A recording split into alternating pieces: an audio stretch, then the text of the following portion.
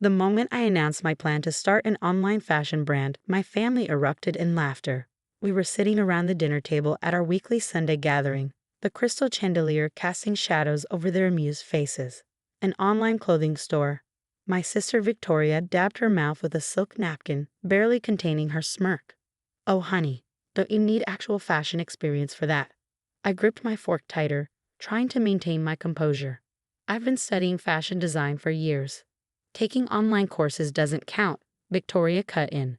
She gestured to her own outfit, a designer ensemble that probably cost more than my startup budget.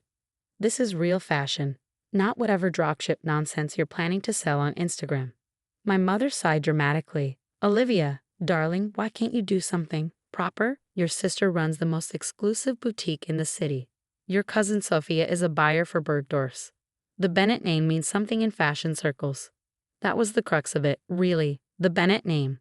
3 generations of traditional retail success, of brick-and-mortar boutiques catering to the city's elite. And here I was, proposing to sell clothes on the internet. The future of fashion is digital, I tried to explain. The younger generation wants the experience. Victoria interrupted again. The personal touch. The champagne while they browse. Not clicking add to cart on some website. My father didn't even look up from his phone. At least she's not asking for startup money, he muttered. Unlike some people's failed boutique ventures, Victoria's face reddened. Her first store had been bankrolled by our parents to the tune of $500,000. The fact that it was now successful had more to do with their connections than her business acumen, but nobody ever mentioned that. Fine, I said quietly, mock all you want. But remember this conversation. I had been preparing for this venture for 2 years, though my family didn't know it. While they thought I was wasting time with online courses, I was actually building something revolutionary. Luna Mode wasn't going to be just another online clothing store. I had a vision, sustainable, size-inclusive luxury fashion that combined high-end design with digital innovation. Every piece would be made to order, eliminating waste and ensuring perfect fits. Our app would use augmented reality to let customers virtually try on clothes, see them from every angle. But more than that, I understood something my family didn't. Exclusivity in the digital age wasn't about price tags or locations. It was about community, about making people feel like they were part of something special. That night, after enduring hours of thinly veiled jabs about my little online project, I sat in my small apartment and launched the website. The design was minimal, elegant. Just 3 pieces to start: a perfectly cut blazer, a versatile dress, and a signature blouse. Each one represented months of development, countless prototypes, and a level of attention to detail that would have impressed even the most demanding luxury customer. The twist? Limited quantities. Each piece would only be available to 100 customers at a time.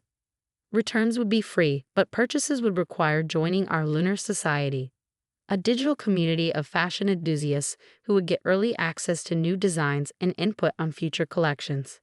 This will never work, Victoria's voice echoed in my head as I hovered over the launch button. No one buys luxury fashion online. I pressed launch. The first sale came 3 minutes later. Then another. And another. By morning, all 300 pieces had sold out. The waiting list for the next batch was already over 1,000 people long. What my family didn't know was that I'd spent the past year building a following on social media, not through typical influencer marketing, but through education, teaching people about sustainable fashion, sharing the design process, creating a movement around conscious luxury. The customers who bought those first pieces weren't just buying clothes. They were buying into a vision. Within a week, the first reviews started coming in. Photos of real people wearing Luna Mode pieces, raving about the fit, the quality, the packaging that made them feel like they were unwrapping a gift rather than opening just another delivery. I've never had a blazer fit like this, one customer wrote. It's like it was made specifically for me. The unboxing experience alone was worth the price, another shared. But the dress? I've worn designer pieces that cost 3 times as much and weren't half as well made. I maintained radio silence with my family even as Luna Mode began attracting attention from fashion blogs and industry insiders. Victoria's boutique customers were starting to ask if she carried the brand, not knowing it was her pathetic little sister's online project. The waiting list grew. 5,000, 10,000, 20,000. We launched new pieces carefully, never more than we could produce with perfect quality. Each drop sold out faster than the last. The Lunar Society grew into a thriving community of fashion enthusiasts who passionately discussed design, sustainability, and the future of luxury. 3 months after launch, Vogue featured Luna Mode in an article about the future of luxury retail. They praised our innovative approach, our commitment to sustainability, and most importantly, our designs. I had the article framed but didn't hang it up. I was waiting for the right moment. That moment came sooner than expected. One Tuesday morning, 6 months after launch, my assistant, yes, I had an assistant now, came into my office looking uncomfortable. "Your sister is here," she said. "She's quite insistent about seeing you." I smiled. "Send her in." Victoria burst into my office like a hurricane in Chanel. "Why didn't you tell me?" she demanded. I leaned back in my chair, taking in her flustered appearance. "Tell you what? That you're behind Luna Mode. Do you know how embarrassing it is? My customers are begging me to stock it, and I have to tell them it's only available online." "Funny," I said calmly. "I thought no one bought luxury fashion online."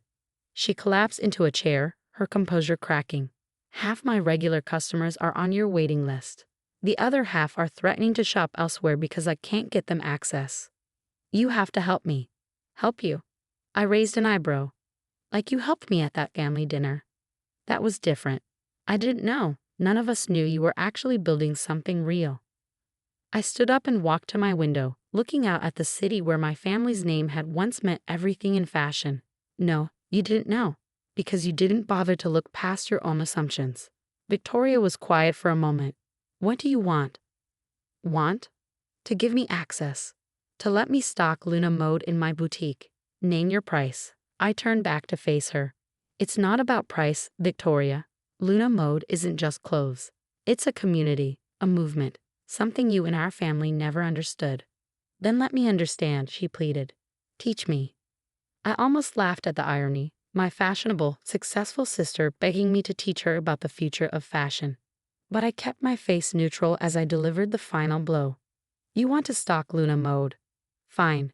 Get on the waiting list, like everyone else." "The waiting list?" She looked horrified. "But that's 50,000 people long." 53,000 actually, I corrected her. "As of this morning." Victoria stood up, smoothing her designer dress with trembling hands. "Mother and father will hear about this." "Good," I said, sitting back down at my desk. "Tell them their pathetic little online project now has a higher valuation than all their boutiques combined." She stormed out, leaving behind the scent of expensive perfume and wounded pride. I picked up my phone and opened the Luna Mode app. Another 1,000 people had joined the waiting list while we'd been talking, each one eager to be part of something that was more than just another fashion brand. The revolution wasn't coming. It was already here. Victoria's visit was just the beginning. The next day, my mother called. "Darling," her voice dripped with honey, never a good sign. "Why don't you come over for dinner tonight? We have so much to discuss." I knew exactly what they wanted to discuss. "Sorry, Mom, I have a live stream event with our Lunar Society members. We're previewing the new collection." "A live stream?" She said it like it was a foreign word. "Surely that can be rescheduled. This is family. 30,000 people are waiting to attend this event. So no, it can't be rescheduled." She was quiet for a moment. 30,000? For an online fashion show? "Not just a show, Mom. It's an experience. Our members get to vote on final design elements, pre-order exclusive pieces, interact with our design team." Yes, she cut me off. "But darling, don't you think it's time to consider bringing Luna Mode into the family business properly? Your father and I have been talking." Of course they had. Luna Mode is doing just fine on its own. But think of the possibilities. Your sister's boutique connections, our retail expertise. The same expertise you all use to mock my little online project. I kept my voice calm. "No, thank you." The calls kept coming. Cousins who had laughed at my business plan now wanted exclusive access. Aunts who had dismissed online retail as tacky suddenly had suggestions for collaborations.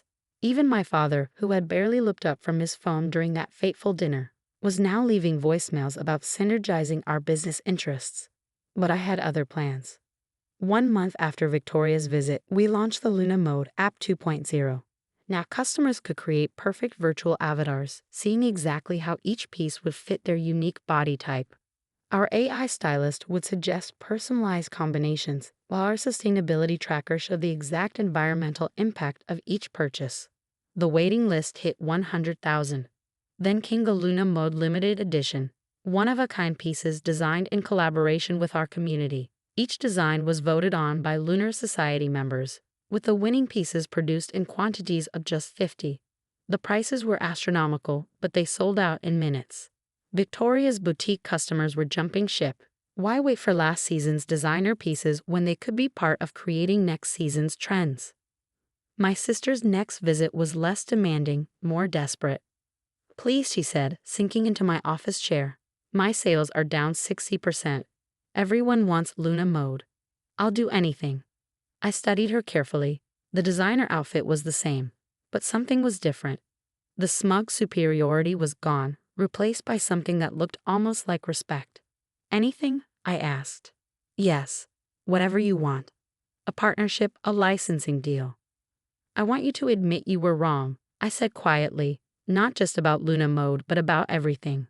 About online retail, about community-driven fashion, about me." She blinked. "That's it." "No," I smiled. "Then I want you to learn, really learn. About sustainability, about digital innovation, about where fashion is heading. Take the online courses you mocked. Understand why Luna Mode works. And then you'll let me stock the brand. Then we'll talk about making you our first physical retail partner. But on my terms, not yours." The next family dinner was different.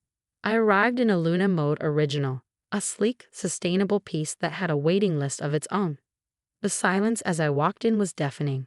"Is that—" my mother started. "The Shadow Collection piece that sold out in 3 minutes?" "Yes." I sat down, smoothing the perfectly fitted fabric. "We're releasing a new version next month. Only 200 pieces. I heard the wait list is already at 30,000, my cousin Sophia said." She wasn't sneering now. "Bergdorf's has been trying to get a meeting with you for months." "I know." I took a sip of water. "We've turned them down. Luna Mode isn't about being in every luxury store. It's about creating something exclusive, sustainable, and community-driven." My father cleared his throat. "About that, I've been looking at your numbers." Of course he had. "What you've built, it's impressive." "Impressive." Victoria jumped in. "It's revolutionary. Do you know their last drop had higher profit margins than my entire summer collection? And their return rate is practically zero because of the virtual fitting technology." Everyone stared at her. This was not the Victoria they knew. "I've been taking those online courses," she explained, almost shyly. "The ones about sustainable fashion and digital retail. Olivia was right. This is the future." My mother looked like she might faint. But what about tradition? The Bennett name in fashion has always meat.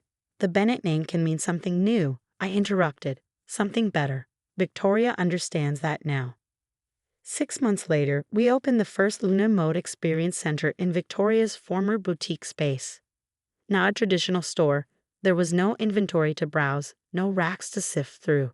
Instead, visitors could use our advanced AR technology to try on virtual versions of our pieces, participate in design sessions, and join exclusive Lunar Society events. Victoria ran it beautifully, bringing her old world luxury knowledge into our new world vision. She understood now that exclusivity wasn't about keeping people out, it was about making them feel like part of something special. The waiting list, it kept growing. But now it wasn't just for clothes. It was for membership in a community that was reshaping the fashion industry. My family's attitude had shifted completely. My mother bragged about her innovative daughter to her socialite friends.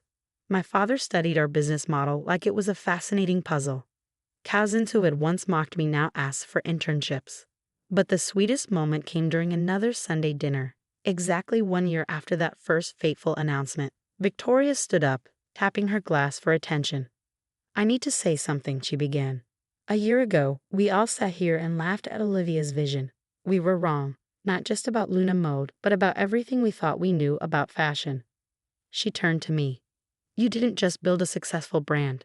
You changed the way people think about luxury, about sustainability, about community. And I'm proud to be your sister." The silence that followed wasn't awkward this time. It was respectful. I stood up too. Luna mode was never about proving anyone wrong. It was about proving something right. That fashion can be exclusive and inclusive at the same time. That luxury can be sustainable. That community is the ultimate status symbol. Looking around the table, I saw something I'd never seen before in my family's eyes. Understanding. Today, Luna Mode is valued at over $1 billion. Our waiting list is longer than ever, but it's not about the numbers. It's about the community we've built, the industry we've helped transform, and yes, the family we've brought along for the ride. Victoria still runs our Experience Center, which has become a model for our global expansion. She's also one of our most vocal advocates for sustainable fashion. Sometimes, when I visit the center, I catch her explaining to customers why digital innovation and community engagement are the future of luxury retail. And at first dress, she mocked, it's now in a fashion museum, labeled as the piece that started a revolution. Right next to it is a small plaque that reads, sometimes the future of fashion comes from the last place you'd expect, if you're brave enough to look. The Bennett name still means something in fashion circles, but now it means something different, something better. And that's worth more than any waiting list.